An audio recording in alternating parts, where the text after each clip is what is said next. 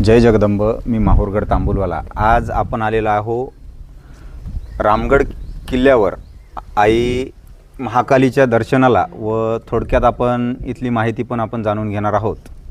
आपल्यासोबत आहेत रेणुका मातेचे मुख्य गाभारा पुजारी शुभम संभाजी भोप्पी पाटील. नमस्कार. जय जगदंब.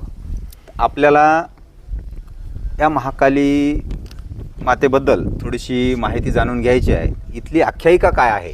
इथं आख्यायिका असं म्हणता येईल की पूर्वी मातापूर असं नाव होतं. त्यावेळेला या महाकालीचं महत्त्व फार होतं, खूप असं महत्त्व होतं. जसं आज रेणुका मातेला महत्त्व आहे. त्यावेळेला इथे यात्रा भरायची. तर कालांतराने इथून चंद्रपूरला महाकाली गेली किंवा तिथेही त्याचं स्थान निर्माण झालं असं म्हणतात.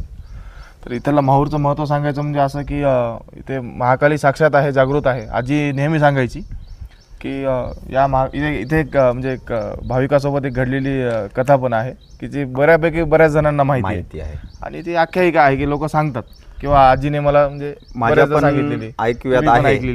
ते असं म्हणतात की एक दाम्पत्य होतं, त्यांना मूलबाळ वगैरे होत नव्हतं, भाविक होते भाविकांना, आणि त्यांनी इथं आईला नवस केला महाकाली मातेला हो. की आम्हाला मूलबाळ वगैरे होऊ द्या. आईच्या कृपादृष्टीने त्यांच्यावर तो नवस पूर्ण झाला आणि त्यांना बाळ झालं.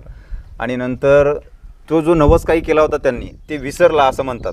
विसर पडला किंवा त्यांना 2 अपत्य झाले असं ऐकलं मी. हां. ते नंतर पूर्ण परिवार इथे दर्शनाला आले. दर्शनाला आल्यानंतर की सगळं दर्शन वगैरे झाल्यानंतर त्यांनी महाकालीच्या चरणावर आपल्या मुलाला ठेवलं. म्हणजे ते विसर पडत नाही तर तो मुलगा डायरेक्ट महाकालीच्या मुखामध्ये फक्त दिसला त्याचे किंवा 2 त्याचे पाय दिसले. बाहेर दिसले असं बऱ्याचशा काही आख्यायिका आख्यायिका आहेत. ऐकण्यात आहे, आम्ही ऐकलेले आहे. हो, खूप जागृत आणि ठिकाण आम्ही आहे. म्हणजे बऱ्याचपैकी आमच्या जुन्या लोकांनी समजा सांगितलेलं आहे या भागात. बरोबर. तर आता इथं 2 म्हणजे एक मूळ आईचं स्थान आणि एक नवीन सध्या केलेलं. नवीन म्हणजे ही घटना जवळजवळ 400 वर्षापूर्वीची आहे. तर याच्या आतमध्ये जे काही भुयार आहे, हे बघा, हे बघू शकतो आपण. तर हे आईचं म्हणजे याच्यामध्ये तळघर आहे, आतमध्ये मंदिर मंदिर असावं. आपण आता कल्पना करू शकतो, कोणी बघितलेलं नाही. तर आतमध्ये मंदिर, गाभारा, सगळ्या गोष्टी असाव्या.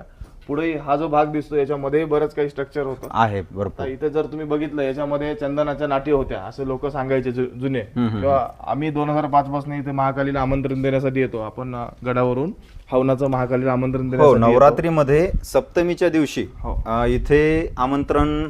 हे जे तुम्ही जागा बघताय याच्यामध्ये चंदनाचे लाकडं होते. याच्यावर सभामंडप असावा अशी इथली समजा सगळ्या गोष्टी वैभव होतं. बरोबर. त्या राजाकडे सगळ्या गोष्टी महाकाली प्रसन्न होती.